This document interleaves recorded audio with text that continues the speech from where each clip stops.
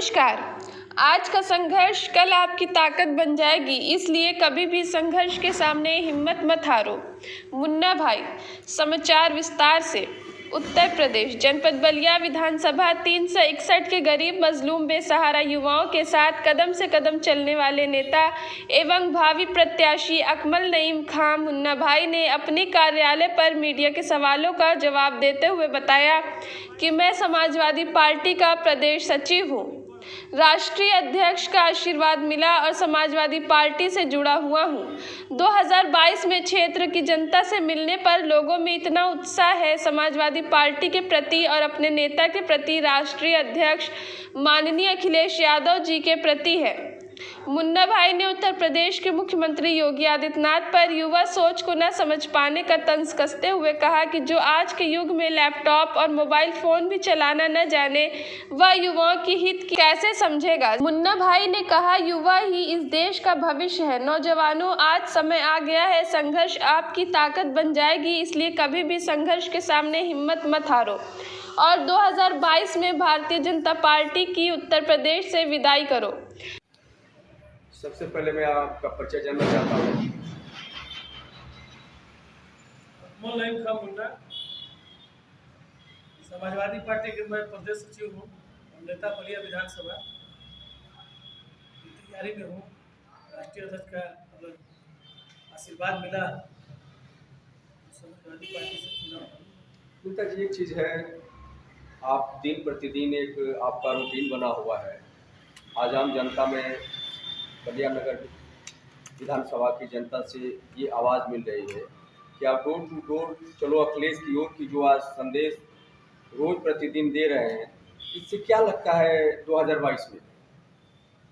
2022 में क्षेत्र में जाने पर, चाहे जनता से मिलने पर, लोगों में इतना उत्साह है समाजवादी पार्टी के प्रति और अपने नेता के प्रति, राष्ट्रीय अध्यक्ष माननीय अखिलेश यादव के प्रति, और भाजपा के प्रति इतनी आक्रोश है कि जब गांव में आप जाएंगे तब एहसास हो रहा है कि कितने लोग माने परेशान हैं और परेशानी को जो है अपनी बता नहीं पा रहे हैं। उसको लोग जो है वोट का इंतजार कर रहे हैं, उसमें तब्दील होगा। जब वोट देंगे समाजवादी पार्टी को, साइकिल निशान वोट लगाएंगे, तब जो है बाबा का और मोदी जी की नींद उड़ेगी कि ये कहाँ हम लोग सोए थे। नेताजी, एक और सवाल आपसे मैं जानना चाह रहा हूँ। आज नगर विधानसभा बलिया के जनता आपको नेता के रूप में दिख रही है, आपकी रहनुमा मान रही है, इसमें क्या कहेंगे आप? बलिया विधानसभा की जनता महान है, नेता मान रही है, उनकी अपनी वो सोच है। मैं तो कार्यकर्ता हूँ और 40 वर्ष से मैं समाजवादी पार्टी की राजनीति का मैं कार्यकर्ता रहा हूँ। चाहे वो जनता पार्टी रही हो या जनता दल रहा हो या समाजवादी जनता पार्टी रही हो या नेताजी की समाजवादी पार्टी जब 92 में बनी तब से लेके आज तक हम लोग समाजवादी पार्टी में ही समाजवादी विचार से जुटे रहे। नेताजी के प्रति हम लोग जो है उन्हीं के अनुयायी में चलते हैं। चाहे उनका जो भी निर्देश हो, जेल भरो आंदोलन हो, चाहे किसी तरह का संघर्ष हो, उसमें हम लोग हर कदम से कदम मिलाकर चलने का काम करते हैं कार्यकर्ता के रूप में। अगर आप यहाँ से विधानसभा नगर से विधायक बनते हैं तो आपका सबसे पहला फोकस क्या होगा? सबसे पहले फोकस होगा कि जो हमने कहा है, जो समाजवादी मैनिफेस्टो में होगा, उसको हम लागू कराएंगे और हर जनता को जो है किस तरह की सुविधा चाहिए वो उसके दुख सुख में शामिल होकर उसकी हर सुविधा मुहैया कराने के लिए हम लोग काम करेंगे। चाहे वो स्वास्थ्य का हो, चाहे शिक्षा का हो, चाहे जिस तरह की व्यवस्था हो, मैंने सड़क हो, सड़क से जब बनेगी आपकी बढ़िया है तभी तो विकास होगा। और नौजवानों को रोजगार देने के बारे में हम लोग विचार करेंगे कि नौजवान रोजगार पाएँ। जब रोजगार नहीं पाएंगे तो अपराध की तरफ बढ़ेंगे। किस तरह अपराध बढ़ा है प्रदेश में? जब भाजपा सरकार जो है काम ही नहीं करेगी, नौजवानों को रोजगार नहीं देगी तो अपराध बढ़ेगा। अपराध कहाँ रुका है? लेकिन एक तरफ आप अपराध की बात कर रहे हैं, दूसरी तरफ हमारे देश के गृह मंत्री अमित शाह जी कह रहे हैं कि दूरबीन से भी देश में ढूंढने पर कहीं और दूर दूर तक बदमाशों और अपराधियों का पता नहीं चल रहा है। ये बात आप सही कह रहे हैं, उन्होंने कहा है, वो भी सही कह रहे हैं अपने नजरिए से। इसलिए कह रहे हैं सही, जो खुद तड़ी पार है, जेल से खट के आए हैं, उनको कहाँ अपराधी दिखाई देगा? जब उन्हीं के मंच पे अपराधी हैं तो अपराधी कहाँ दिखाई देंगे? अपराधी सामने दिखाई देंगे? अपराधी के मंच पे देखो भाई। आप अपने माननीय मुख्यमंत्री को देखो, कितने उनके ऊपर धाराएं हैं। आप उप मुख्यमंत्री को देखिए केशव प्रसाद जी को, उन पर भी कितनी धाराएं हैं। आप पता कर लीजिए, निकलवा लीजिए। 27-30 मुकदमे हैं जोगी बाबा के ऊपर। खुद हमारे गृह मंत्री जो है तड़ीपार है, जेल खट के आए हैं क्या है, आपकी अपराध से। सरकार अगर आप प्रदेश में आती है तो इन अपराधियों के खिलाफ आप लोग कार्रवाई करेंगे? निश्चित करेंगे। अपराधी के ऊपर जो है कानूनी अपना कार्रवाई करेंगे अपना, जो नियम कानून के तहत है उसमें। मैं आपसे जानना चाहता हूं, आपकी सरकार प्रदेश में अगर बनती है तो आपके ही नेता के द्वारा ये कहा गया है कि 10 लाख नौजवानों को नौकरी देंगे, पुरानी पेंशन बहाल करेंगे, 1,58,000 शिक्षा मित्रों को समायोजन करेंगे, 300 यूनिट बिजली फ्री देंगे, महिलाओं को समाजवादी पेंशन देंगे, दवा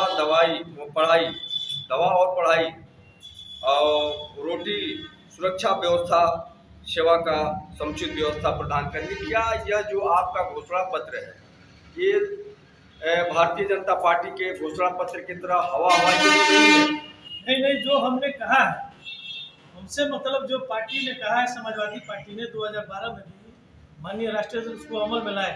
जो हमारी सरकार काम की है, जो उन्होंने अपने मैनिफेस्टो में रखा था, वो आज भी आप सुन लीजिए। एक्सप्रेसवे उन्होंने बनवाया, लखनऊ मेट्रो बनवाया, समाजवादी पेंशन दिया, लोहिया ग्रामीण आवास दिया, यूपी डायल 100 दिया, लैपटॉप दिया, कन्या विद्याधन दिया, समाजवादी एम्बुलेंस सेवा 108 दिया, वुमेन पावर दिया। जो लखनऊ आपके कहने का मतलब कि समाजवादी पार्टी जो कहती है वो करती है, जो कहती है वो करती है, कथनी करनी तो हमारे अंदर हाँ, नहीं। ये सत्य है। वो झूठे हैं, जुमलेबाज हैं, झूठ बोलना उनका काम है। आरएसएस को यही सिखाया जाता है, झूठ बोलना। ऐसे झूठ बोलते रहो, सरकार चलती रहेगी, हिंदू मुस्लिम करेंगे, दूसरा कोई काम नहीं है। अभी देखिए अमित शाह आए थे 2 दिन पहले, उन्होंने कहा जुबे पर उन्होंने तंज कसा है।